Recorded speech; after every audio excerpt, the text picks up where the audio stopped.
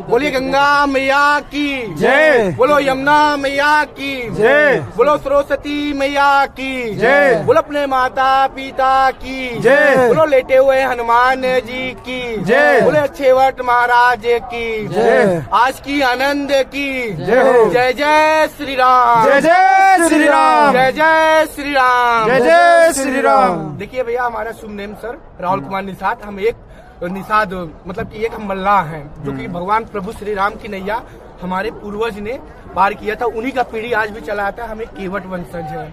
अब यहाँ के क्षेत्र के बाद आप प्रयाग स्थल में है। कहते हैं ये तीर्थों का राजा प्रयाग है। कहते हैं ये पूरे विश्व का राजा प्रयाग है। पूरे तीर्थ का पाप ये प्रयाग में कर सकता है, लेकिन प्रयाग का पाप कहीं नहीं कर सकता। समझ रहे? अब हमारी आप बातें सुनिए पूर्वी तरह से। ये जो आप शीतल जल देख रहे हैं सर, ये नीचे देखिए, ये जो शीतल जल देख रहे हैं ये यमुना नदी है। कहते हैं यमुना जी यमुनोत्री से निकलती है, दिल्ली आगरा मथुरा वृंदावन होते हुए माता यमुना मैया इधर से बहती चली आ रही हैं। कहते हैं शनि यमराज की बहन होती है यमुना जी, और सूरज भगवान की पुत्री होती है यमुना मैया। कहते हैं यमुना का थोड़ा सा जल लगाने से माथे पे कभी शनि का दुष्ट प्रभाव नहीं पड़ता है। थोड़ा हल्का हल्का जल आप भी भैया लगा लीजिए यमुना का जल। कहते हैं यमुना मैया का जल लगाने से कभी शनि का दुष्ट प्रभाव नहीं पड़ता। यहाँ पे सबसे चमत्कार ये जल है, यहाँ त्रिवेणी संगम है। यहाँ नाम चलता है 3 देवियों का। मैंने आपको शीतल जल बताया कि पूरे यमुना नदी है। आप और आगे चलेंगे तो उधर से गंगा नदी बहती हुई आ रही है। कहते हैं भोलेनाथ के जटा से निकलती है, भागीरथी होते हुए हरिद्वार कानपुर ऋषिकेश होते हुए माता गंगा मैया वो साइड से बहती आ रही है, जो कि बीच में आप चल रहे हैं। अभी चलते हैं, वो बीच में पहुंचेंगे तो आपको बीच में झंडे दिख रहे हैं, वहाँ तीनों मैया का मिलान है। हमारे पूर्वज ने बताया गया है कि ये त्रिवेणी संगम सबसे पवित्र स्थल जल है। कहते हैं साक्षात ने यहाँ पे देव ने साक्षात स्नान करते यहाँ पे अमृत वर्षा हुआ है। कहते हैं जब समुद्र मंथन हुआ था तो जब गरुड़ भगवान ने अपने टोर से विश्व लेके मतलब की टोर से अमृत लेके उड़ान भरे थे, तो सबसे पहले बड़ा बूंद गिरने वाला स्थल ये प्रयागराज ही था। उसके बाद नासिक उज्जैन हरिद्वार, ये 4 की 4 नगरी में कुंभ का मेला लगता है, लेकिन भव्य कुंभ माना गया है प्रयागराज में। जो कि यहाँ पे जो भी इंसान आते हैं अपने मनोकामना लेके आते हैं, यहाँ पे सबको पूर्ण होता है।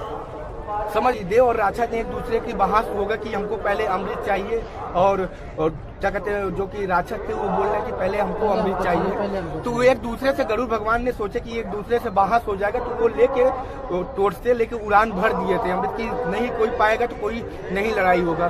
तो जब लेके टोर से चल रहे थे तो अमृत पकड़ता मुंह से पकड़ के, हाँ जो मुंह से पकड़ के लेके गए थे, तो बहुत बड़ा बूंद गिरने वाला स्थल ये प्रयाग ही था। उसके बाद नासिक उज्जैन हरिद्वार, 4 के 4 नगरी में कुंभ का मेला लगता है भैया, लेकिन भव्य कुंभ माना गया है प्रयागराज। यहाँ पे जो भी जिसको जो कहते हैं ये विष्णु भगवान के मुख द्वारा होता है। और काशी हो गया नाभि, और गया हो गया पेट, और फिर बद्रीनाथ, जिसका जैसे माता पिता जिसके सास ससुर खत्म हो जाते हैं, सबसे पहला पिंडदान यहाँ से होता है।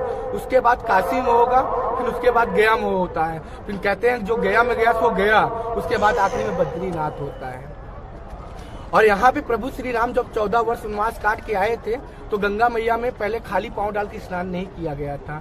पहले यहाँ पे एक दिन वो जो मेन अच्छेवट ब्रिज आप देख रहे हैं पीछे से, ये कहते हैं जो आप टेम्पल अकबर ये देख रहे हैं किला, ये हमारे नहीं बहुत पुराने राजा कहते हैं अशोक सम्राट ने नींव डाला था, राजा अकबर ने पूर्ति किया था। ये बहुत पुराना किला है।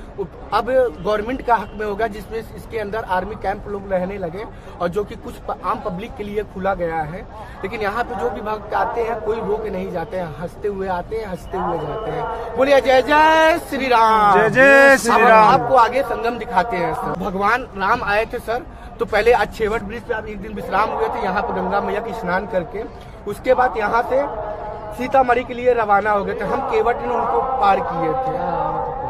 समझ कितने दिन रुके थे यहाँ पे? यहाँ पे एक दिन विश्राम किए थे, पूरा एक दिन एक रात 24 घंटा के लिए। जो अच्छेवट ब्रिज के नीचे रखे थे, आज भी अच्छेवट ब्रिज अमर है। अकबर ने बहुत कोशिश किया अच्छेवट ब्रिज को कटवाने के लिए, लेकिन आज तक कोई नहीं कट सका वो अच्छेवट। बताते हैं कि औरंगजेब ने भी इस पे आक्रमण किया था ना। हाँ, अकबर ने पहले कहते हैं ये पहले हिंदुओं का था, अशोक सम्राट का, लेकिन अकबर ने हमला करके इनको हड़पा था। अकबर एक मुसलमान होता था। पहले यहाँ पे जब मतलब कि माना गया था, पहले ये प्रयागराज ही नाम था। उसके बाद जब अकबर ने आया तो यहाँ पे अल्लाहाबाद नाम रख दिया, अल्लाहाबाद, तो कि अल्लाह का नाम आने लगा। तो फिर हमारे आदित्यनाथ योगी जी ने अपने मुख से यहाँ पे फिर जैसे पहले पुराना जो नाम था प्रयागराज फिर रख दिया गया। इसलिए हमारे योगी मोदी से बहुत अच्छा काम कर रहे हैं।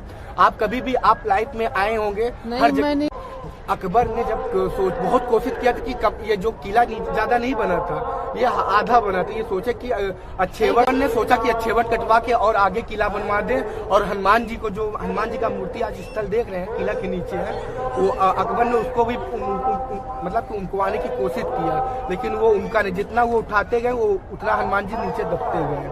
इसलिए लेटे हुए हनुमान, वो लेटे हुए हनुमान जी, वो देखिए बहुत नीचे है, आप जाके वहाँ देख लीजिए, हनुमान जी बहुत नीचे है। जय जय श्री राम। देखिए हमारे सभी साथी है, सभी हमारे साथी लोग हैं, और यहाँ पे सबसे आनंद की नगरी है, सबसे बड़ा प्रयाग है। बाकी आप यहाँ पे आए हैं, कम से कम नहीं है तो कम 10 किलोमीटर के रेंज में मेला लगा हुआ है भैया। यहाँ पे जो इंसान कहते हैं संसार में जो भव्य देखा जाता है ना, संसार में कोई पूरी यहाँ प्रकिमिया बना गया है। आपके दाएं जैसे 2025 में कुंभ लगा था, कितने करोड़ जनता आई थी, अब की भी बार बहुत करोड़ जनता आ रही है, लेकिन बात क्या है आपकी बहुत शासन में है।